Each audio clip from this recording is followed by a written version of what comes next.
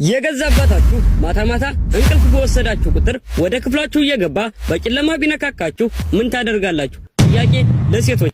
ይባስ ብሎስ የአባታችሁ እውነተኛው አባታችሁ ሳይሆን ሰይጣን መልክ ቀይሮ የመጣ ቢሆንስ? ዛሬ በአንድ አስፈሪ ቤት ውስጥ ስለተፈጠረ እጅግ ዘግናኝና መውጫ የሌለው ታሪክ አሳያችኋለሁ። ታሪኩ ከመጀመሩ በፊት ግን አሁኑኑ ቪዲዮውን ላይክና ቻናሉን ሰብስክራይብ በማድረግ ቤተሰብ ሁኑ። ጉድ የሚያሰኘውን ታሪክ አብረን እንመልከት። ታሪካችን የሚጀምረው አንዲት ልጅ ስምጥ እንቅልፍ ውስጥ ሆና እያለች ነበር። በድንገት የለበሰችው ብርድ ልብስ ከላዋ ላይ በኃይል ተስቦ ሲወሰድ በድንጋጤ ከእንቅልፏ ትባንናለች። ለመነሳት ብትሞክርም አንድ ጨካኝ እጅ ጸጉሯን ይዞ መልሶ አልጋው ላይ ያጋድማታል። ቀና ብላ ስታይ የገዛ አባቷ ነበር።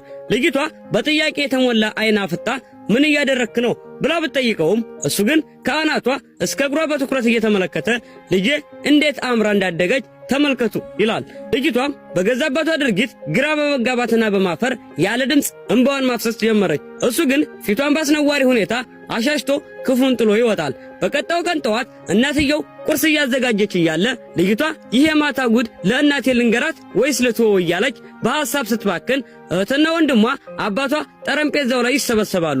አባትየው ማታ ምንም እንዳልተፈጠረ ሁሉ በደስታ ሲጫወት ስታየው ትናንትና ማታ እንደዛ ሲያደርገኝ የነበረው ሰው ዛሬ ምንም እንዳላወቀ መምሰሉ ምንድነው ብላ በንዴት ቁርሷን ትታ ትሄዳለች። በዚህ መሃል የእናትየው ባህሪም ሌላ መልክ ይዛል።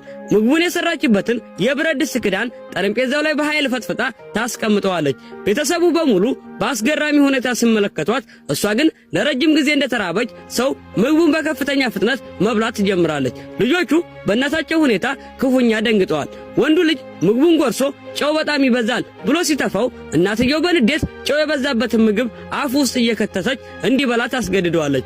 ልጁም አባቱን በእርዳታዬን ሲመለከተው አባትየው በቃ ካልፈለገ ይተወው ይላል። ይሄኔ እናትየው ይበልጥ አብዳ ምግቡን መሬት ላይ በመድፋት እኔ የሰራሁትን ነገር አፋችሁን ዘግታችሁ መብላት አለባችሁ ብላ እያበደች ትጮኻለች። ታናሽ ልጅ